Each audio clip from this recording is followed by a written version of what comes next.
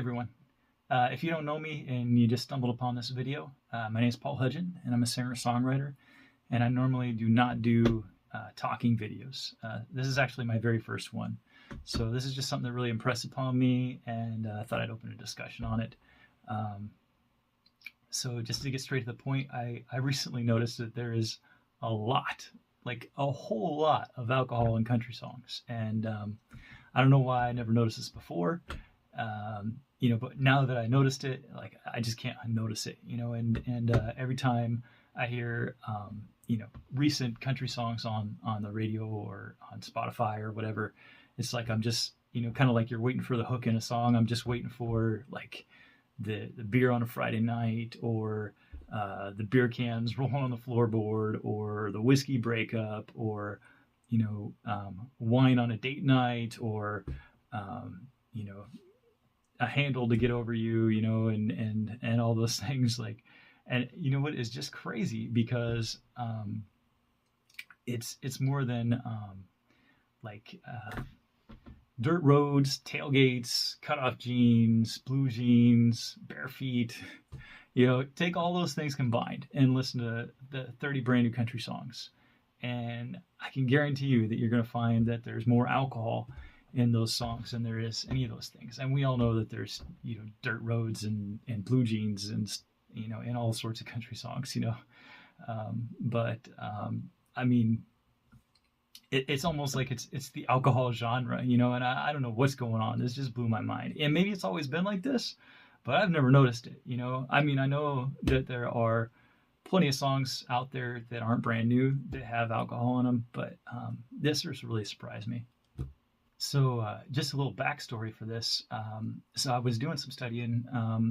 I have to renew certifications for my job every 3 years, and I was going through my studies, listening to country music, and a couple songs came on with alcohol in them, and a third one came on with alcohol in it, and then a fourth one, and I was like, oh my gosh, like how many songs? What are the odds? And so I started jotting down the names, typing out the names on my laptop as I'm doing my studies. And all of a sudden I was on a mission. I was like, oh my gosh, it's another one.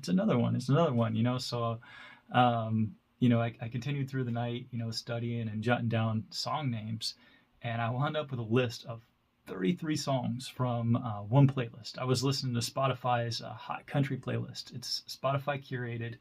It's like the world's top country hits for right now. And it's a good playlist. I've listened to it for a while now. But yeah, there were 52 songs on the playlist, and 33 of them had alcohol. And I wasn't even done, right? I got through 33 songs, but there could have been more that actually had alcohol in them. It's just, that's how many I got through. And, and there were a couple I got through that did not have alcohol. And there was even one that said, I'm not drinking alcohol. So I didn't count it. At least he said he's not drinking the alcohol, right?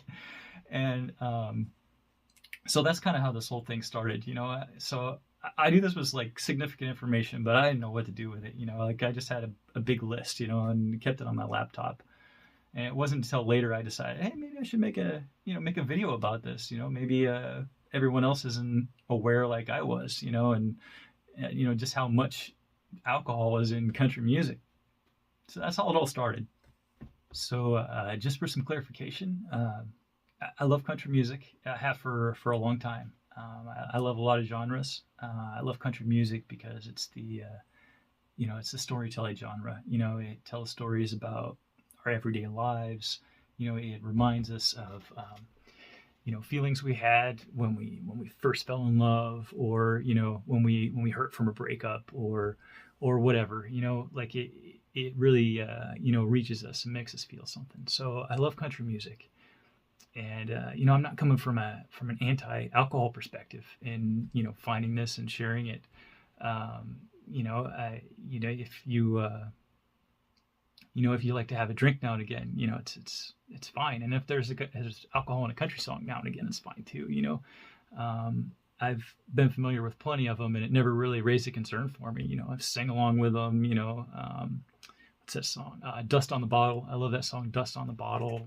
I love This Bar. There's a lot of them that I really love. but I just never really noticed them as being something that's such a big theme. You know, the 63% of the country songs on today's, you know, the world's top hits, you know, according to Spotify. That's just, you know, that's something a little different than alcohol in a country song now and again, I think. So let's take a look here at what country music is telling us, just from that first playlist where I noticed all the alcohol in country music. I have some examples here. I have my computer screen in front of me here, so I might be looking back and forth. And I won't list all of them off, all 33 songs, or at least I won't read all the lyrics from all of them. But just to give you some examples here, we got Out in the Middle by Zac Brown Band. It says, come Friday, we come undone, stay half lit like the high life neon, barely hanging on like sheds in a pole barn. And then Hell Yeah by Little Big Town says, hell yeah, I get drunk on Friday nights.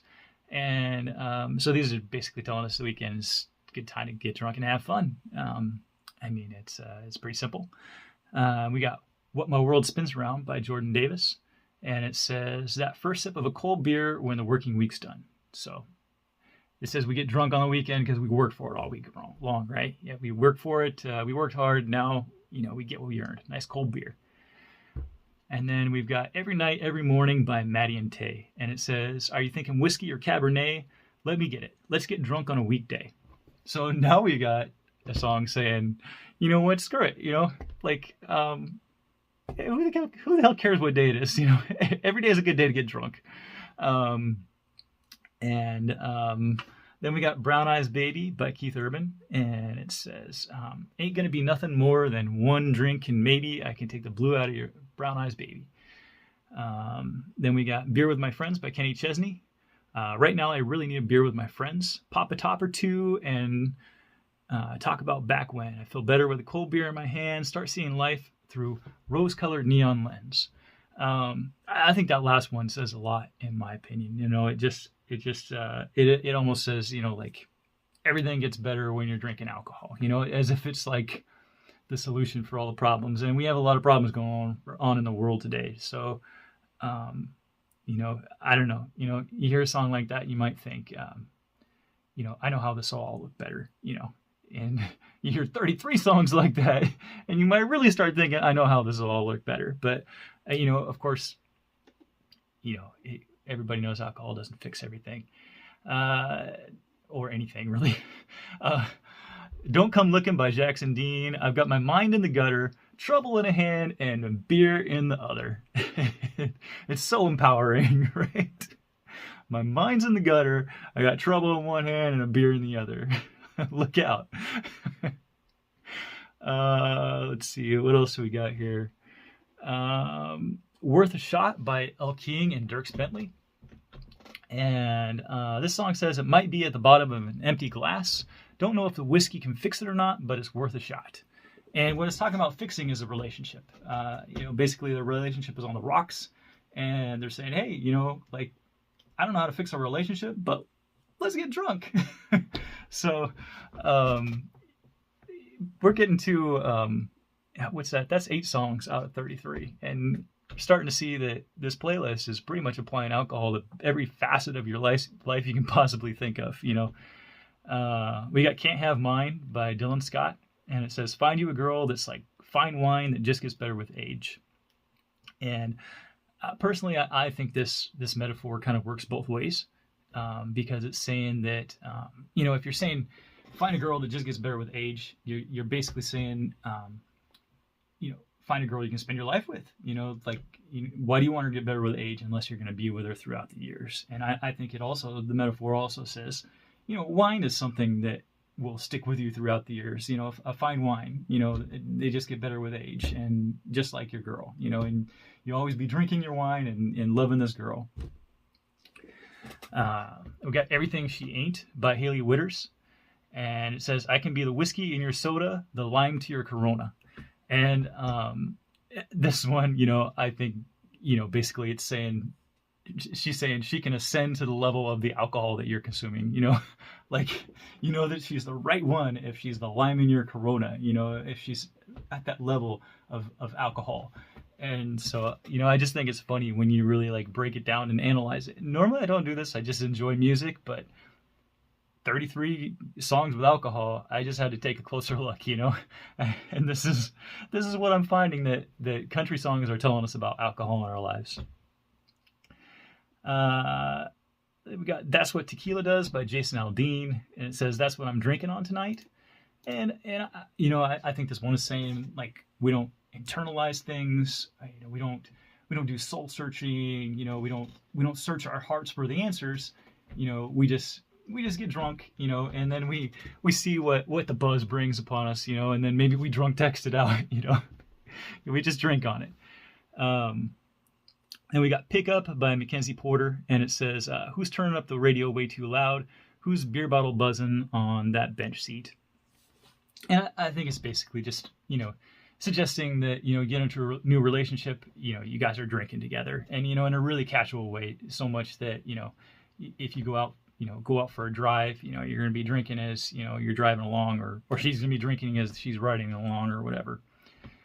And then You Prove by Morgan Wallen. I've been throwing down the whiskey, I've been sipping, I've been buzzing, shooting doubles like it's nothing. And then, you know, it goes on, you know, like the chorus is, I need something you proof, you know. So it's basically saying that I've been drinking, I've been throwing down the shots, you know, like it's nothing. I just keep drinking and drinking, and it's not working.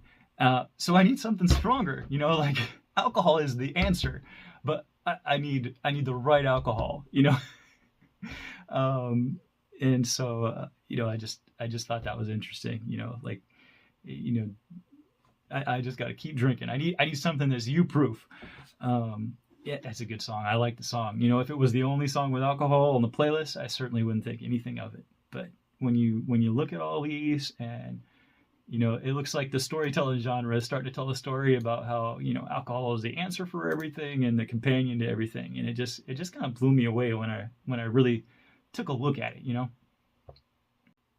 So here's some of the other 33 songs, just for the sake of completeness. I won't read off, you know, all the lyrics, but just here's what they are. We got Ghost Story by Carrie Underwood, Girl on Fire by Cameron Marlowe, Whiskey on You by Nate Smith, My Bar by Priscilla Block, Long Neck Way to Go by Midland and John Party, Country On by Luke Bryan, Strange by Miranda Lambert, We Got History by Mitchell Tenpenny, She Had Me at Heads Carolina by Cole Swindell, Pickup by Mackenzie Porter. Actually, I already read that one up above. I didn't catch that. So ignore that one. We already went over it. 5'9" by Tyler Hubbard. Don't It Sound Alright by Adam Doliak. Dancing in the Moonlight by Chris Lane. Handle on You by Parker McCollum. Songs About You by Brett Elridge. Never Tell Now by Brett Young and Ashley Cook.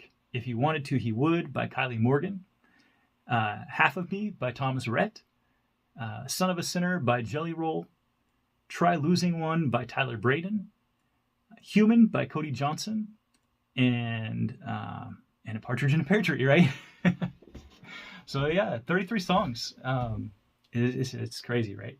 So if the guy from Worth a Shot, you know, if he still meets with relationship failure after they try to fix it with alcohol, then he'll be chasing down the hurt with some heartbreak long necks, and you know, eventually he'll get over it, and then he and his buddies will be drinking beers, you know, and seeing the world through rose-colored neon glasses, you know, and eventually he'll find love again, and her beer bottles will be buzzing around on his floorboard, and that's okay, because it was only either on a weekend or a weekday, right?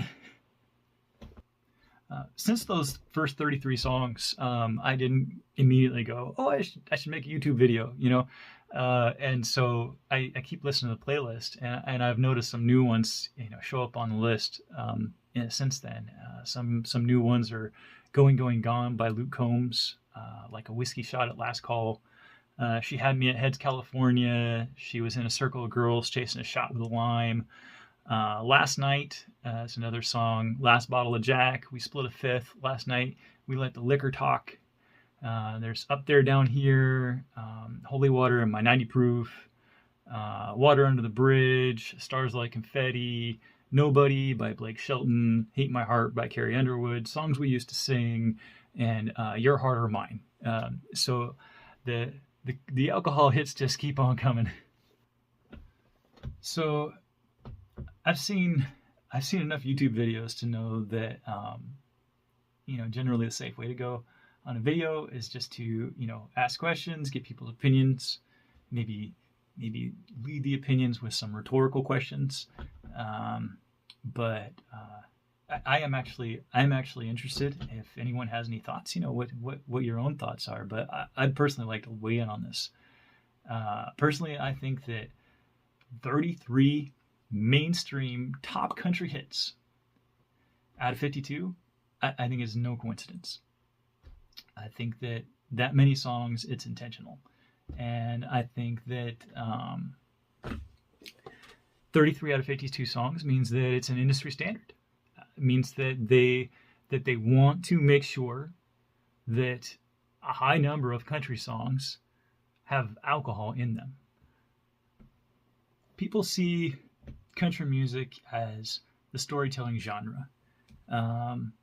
You know, we see it as the genre that tells stories about our very own normal people lives and the things that we go through. So if we are continually hearing songs, you know, like the high percentage of the songs, you know, saying that we get drunk on the weekends, you know, and we have a nice cold beer after a hard day's work, and we drink to get over our troubles, and we drink to feel better. We drink to get over a bad relationship. You know, we have a cold beer because it's a hot day outside, you know, and we have a wine or a stiff drink to warm up because it's cold outside.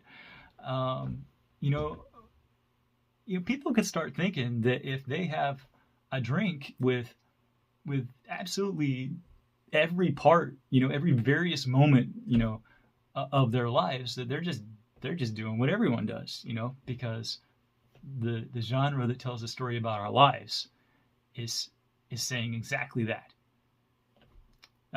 I've been there before in a situation where I was impressionable in this sort of way. A long time ago, my ex-wife and I, our marriage, you know, was on the rocks.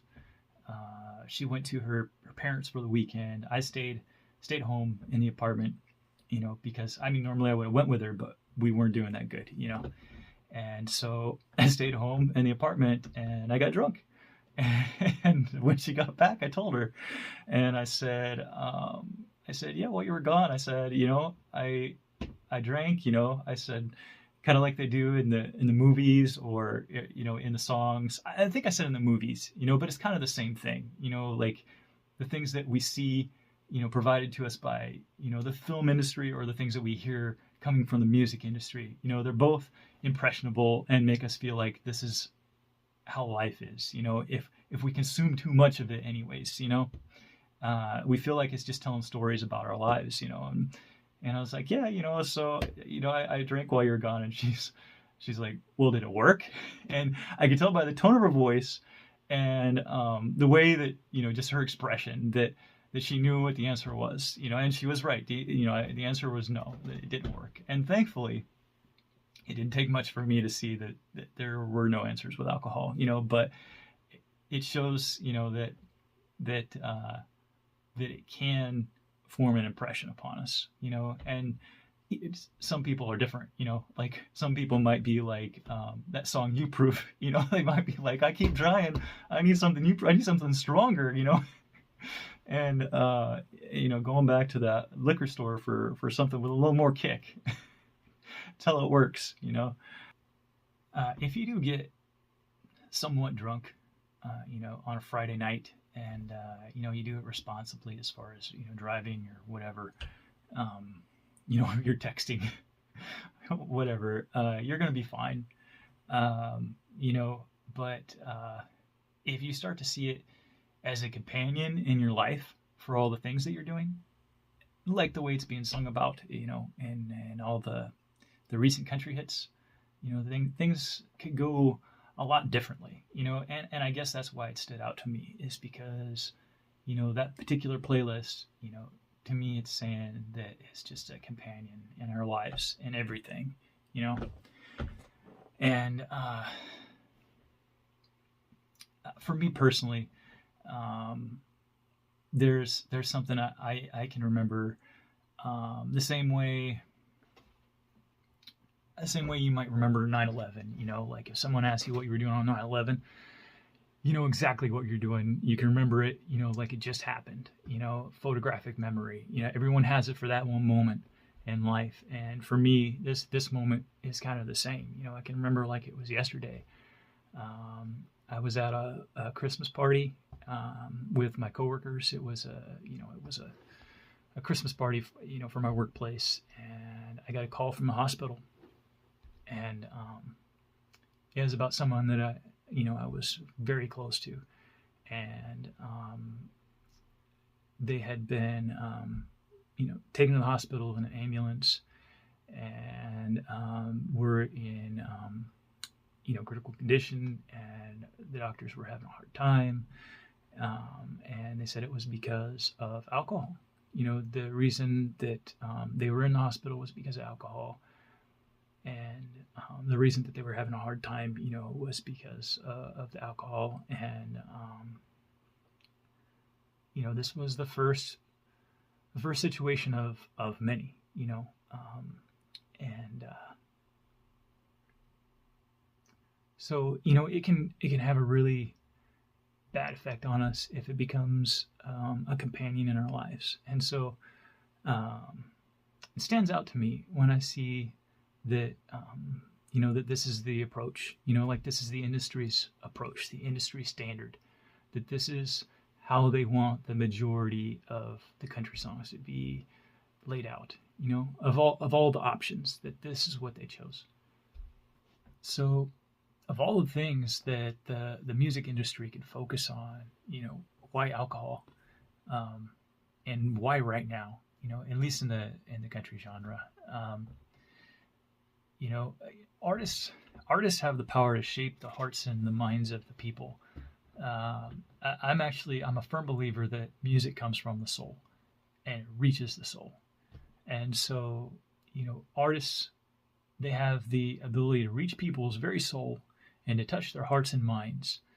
And, you know, they can encourage and they can give hope. They can bring people together. You know, they can unify. Gosh, we could really use some unity right now, right? So why alcohol, you know? We have nuclear powers at war right now. Nuclear powers at war. We have food shortages. Inflation.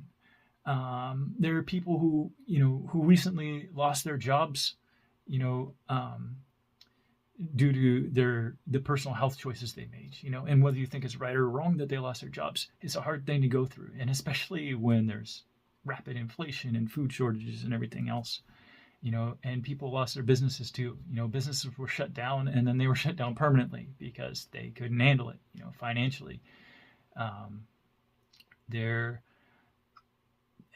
so much going on, you know, in Canada. You know, it wasn't long ago that truckers were getting trampled by police horses, and, you know, for a peaceful protest, you know, a peaceful gathering, had their finances shut down, their banks shut down, their PayPal shut down. In Belgium, people were getting arrested for being out after curfew. In France, people were getting arrested just for speaking. You know, in Australia, people were being arrested for being on the streets just because you're not allowed to be on there, you know, and getting pepper sprayed. And again, whether you think it's right or wrong, the world's going through a lot, right? And there's a lot of division, and it's just, I think it's a hard time, you know, and artists have the ability to inspire and give hope and unify and lift people up. You know, there's people that don't feel good about themselves right now. There's people that hate themselves right now. And, you know, going out and drinking might sound a whole lot better than literally hating themselves, you know? So what else could you be singing about that might sound a whole lot better than, you know, hating yourself? And it's just, you know, to me, it's just a shame, because I think about what could the music industry be focusing on? You know, all that power, all those amazing, incredible artists, you know, that just reach your soul. And Is it going to be a song about whiskey or beer every time? Like every time? You know? I mean, it just, to me, it's just a shame. So yeah, I'm just wondering where are the songs like "We Are the World"? You know, we could really use a new song like that right now. Where are the songs like "Imagine," "One Love," "Heal the World"? We could really use songs like that, like brand new songs playing on the radio, playing on Spotify, you know, playing on all the current playlists. And the music industry has the power to make that happen. They have the resources, they have amazing artists, they have everything that they need to make it happen. And I'm just wondering why it's not. You know, like this is the time right now. This is the perfect time. And where is it? There should just be a wave of uplifting songs to heal humanity, to bring humanity together, you know, to lift humanity's spirits in a time like this, you know. And it, what's the deal? You know, I really don't know what it is. I mean, I think it would be almost laughable, you know, if it was just a matter of the music industry sponsored by Budweiser and Hennessy's, you know, but I really don't think that's the case, you know. So what is it? You know, where is this music? Because as an artist, I know that this is something that artists are, you know, inspired by. I guarantee you that the amazing artists that we see in the industry have it in them to make this kind of music, and they're just being put in different directions, you know. Well, a lot of them are given their music, right? But it's obvious that the music industry is seeking out the songs that have the alcohol in them. And I just wonder why is that the case right now, you know? So I have some questions. First of all, I mean, have I been living under a rock all these years? Is this not a new thing? Has country music always been like the alcohol genre, and I'm just now seeing it? I know that in the past, you know, a lot of songs have had alcohol in them. You know, like I said, I love this bar, prop me up beside the jukebox. And then it's definitely not brand new. Recent Tennessee Whiskey, or Chris Stapleton has a lot of songs with whiskey in them. You know, Red Solo Cup. I know there's a lot of them out there that aren't brand new, today's top hit songs with alcohol, but I never thought like, you know, well over 50%, you know. So is this a new thing, or have I been living under a rock? Is this the way it's always been? And then, you know, also, what are your thoughts? Do you think this is a coincidence that 33 out of 52 songs? Do you think that it just, wow, what a crazy coincidence that 65% of the songs have alcohol in them, or do you think that it is the goal? You know, that they intended for it to be this way, and whether you do or you don't, do you like it this way? You know, would you just like things to continue the way they are, or would you like to see more songs like Imagine and Heal the World, and One Love and things like that? And what do you think would happen if we did have more songs like that? And I'm not talking about from independent artists who, you know, not everyone sees and hears, but like from the mainstream industry, from the big artists, the big concerts full of people, and the songs that play on the radio all day long. What do you think would happen? Do you think that having inspiring songs and healing songs and songs that unify, do you think it would have an impact on society, on humanity? Do you think it would make a difference right now, with the things that people are dealing with and the way that we're dealing with it? Lastly, I'd just like to say that I have my very first EP coming out. It's a country EP, 4 brand new songs. I've only ever done singles, so this is my very first EP. I'm pretty excited about it. I don't have a date. I can't give a date right now. All the music is done. It's all mastered. And I've done my filming for the one music video that's going to be coming along with it.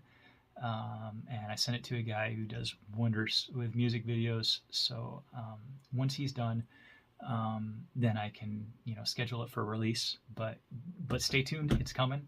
If you're subscribed, then stay tuned and look forward to it. And if you're not subscribed and you're intrigued, I wish I could say that it has songs like Imagine and Heal the World.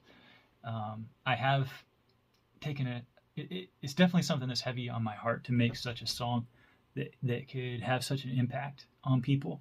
And I really hope that that's something that I can achieve at some point. Something that'll reach people and lift them up or unify them in a big way. I took a stab at it with Still Imagining, which is like a continuation of Imagine, because that song, I just find it to be really inspiring, and I wish there were more like it. And that song, I'm just saying that I'm still imagining, like my heart's still in that place where that song was, and I'm sure it is for a lot of us, But so this EP, it doesn't have any songs like that, but I can say that none of the songs have alcohol in them. I don't know, maybe I shouldn't call it a country EP. I think I broke a lot of rules there by not including alcohol. But I am very excited about it. So yeah, stay tuned.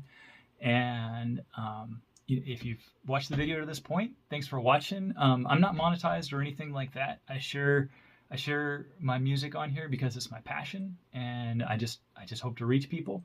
And it's what I love doing. And the same thing goes for this video. If it raises some awareness, that'd be great. If it starts some discussion, that would be awesome. I think when we look for positive changes, it starts with awareness, right? You got to know what it is, and then it goes from there. And so, maybe this will raise a little bit of awareness out there. Maybe some people will see this. But yeah, if you stayed, thank you. Leave some comments down below. Answer the questions that I asked earlier. Or just start some discussion. I'd be happy to hear people's thoughts. And thanks for watching again.